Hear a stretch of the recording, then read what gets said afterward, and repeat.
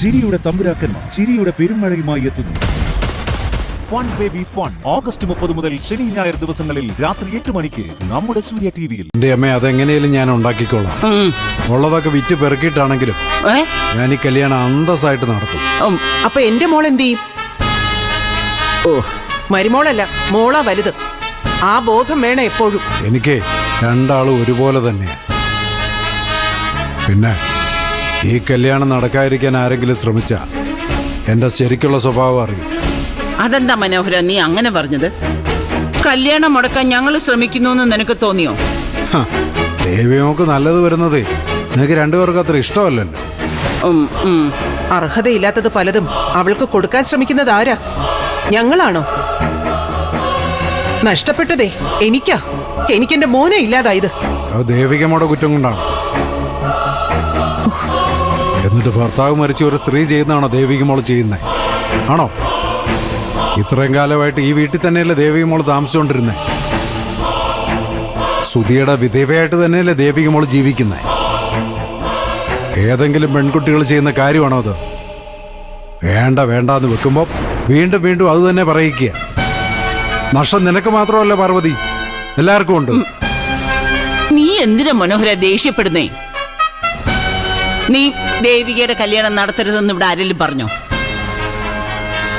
നിത്യമോളെ മറന്നൊന്നും ചെയ്യരുതെന്നല്ലേ ഞങ്ങൾ ഉദ്ദേശിച്ചത്. നിത്യമോളെക്കാളും നിനക്കിഷ്ടം ദേവിക മോളെയാണെന്ന് അറിയാവുന്നത് കൊണ്ടാ നിനക്ക് ഈ മുന്നറിയിപ്പ് തരേണ്ടി വന്നത്.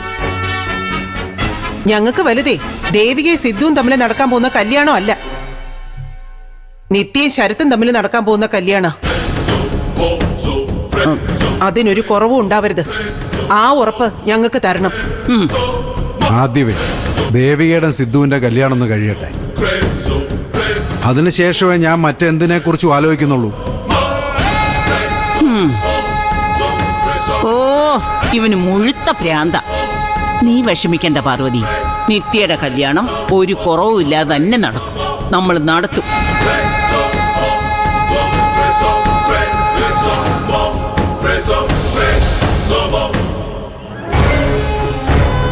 കൈമളെ, നാളെ തന്നെ നമ്മുടെ വക്കീലിനൊന്ന് വരാൻ പറയണം.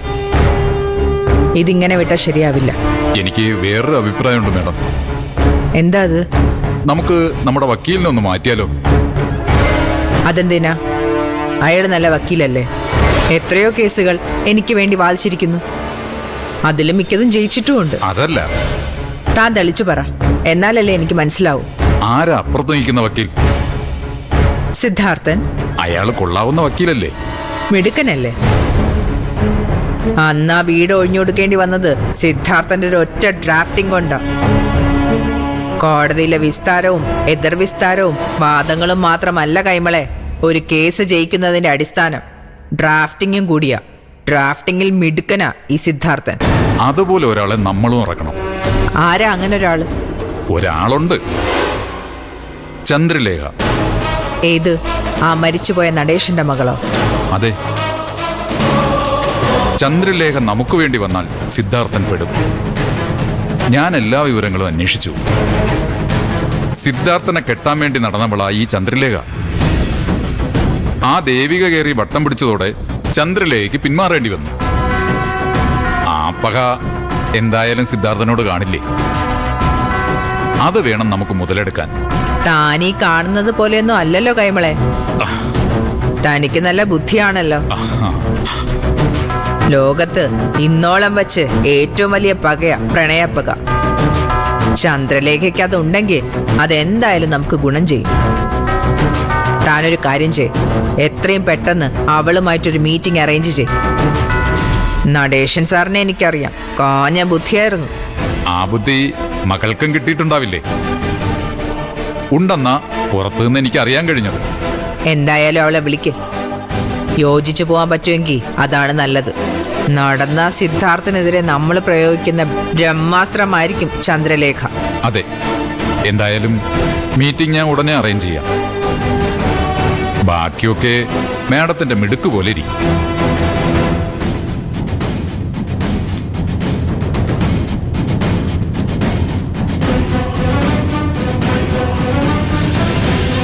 അവളെ കൊണ്ട് സമ്മതിപ്പിക്കുന്ന കാര്യമല്ലേ, അത് ഞാൻ ഏറ്റു.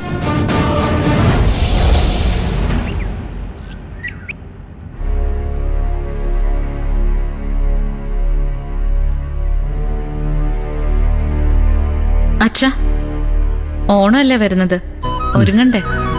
വേണം, എല്ലാവർക്കും ഡ്രസ്സും എടുക്കണ്ടേ? അതും വേണം.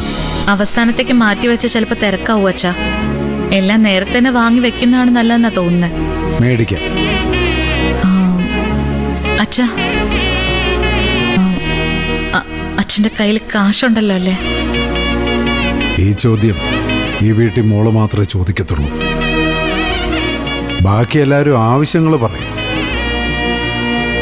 മോള് മാത്രമേ അത് നടത്താനുള്ള കാശുണ്ടോ എന്ന് ചോദിക്കാറുള്ളൂ. അത് വേണമല്ലോ അച്ഛാ. കുടുംബം നടത്താന്ന് പറയുന്നത് നിസ്സാര കാര്യമാണോ? കാശിന് കാശ് തന്നെ വേണ്ടേ? കാണം വിറ്റ് ഓണം ഉണ്ണണമെന്നാ, കാശില്ലെങ്കിൽ ഉണ്ടാക്കണം. സദ്യ ഓർഡർ ചെയ്താലോ? ഇവിടെ തന്നെ ഉണ്ടാക്കണോ? നമുക്ക് ഓർഡർ ചെയ്താൽ മതി. അതാവുമ്പോഴേ നമുക്കൊക്കെ ഒരുപാട് സമയം കിട്ടും. സാധനങ്ങളൊക്കെ വാങ്ങിത്തന്നാ സദ്യ ഞാൻ ഉണ്ടാക്കിക്കോളാം. ഒറ്റയ്ക്കോ? അതെ, ഒറ്റയ്ക്ക്. ഓണസദ്യ വീട്ടിൽ തന്നെ വെക്കണം, അതല്ലേ ഒരു രസം. അല്ല, നീ പാചകം ചെയ്യുന്നെങ്കിൽ ആയിക്കോ, സമ്മതിച്ചു. കൊടുക്കോ അതരിഞ്ഞതാ ഇതരിഞ്ഞതാന്നും പറഞ്ഞ് ഞങ്ങളെ വിളിച്ചേക്കരുത്.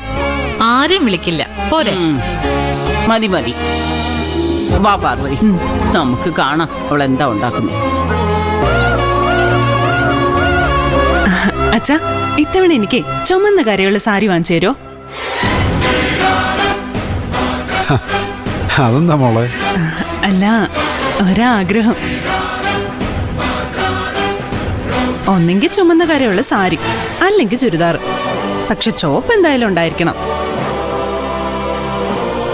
ഈ ചോപ്പേ അപായത്തിന്റെ സിഗ്നൽ അല്ലേ മോളെ? അതെനിക്ക് നന്നായിട്ട് ചേരും അച്ഛാ. ചുമപ്പ് മതി. വേറെ ഏതെങ്കിലും കളർ വാങ്ങി ഞാൻ ഇടില്ലേ. മോളെ, മോക്കെന്തെങ്കിലും ആഗ്രഹമുണ്ട്? എനിക്കൊന്നുമില്ല അച്ഛാ. അച്ഛൻ എന്ത് വാങ്ങി തന്നാലും തന്നില്ലെങ്കിലും എനിക്ക് പരാതിയൊന്നുമില്ല.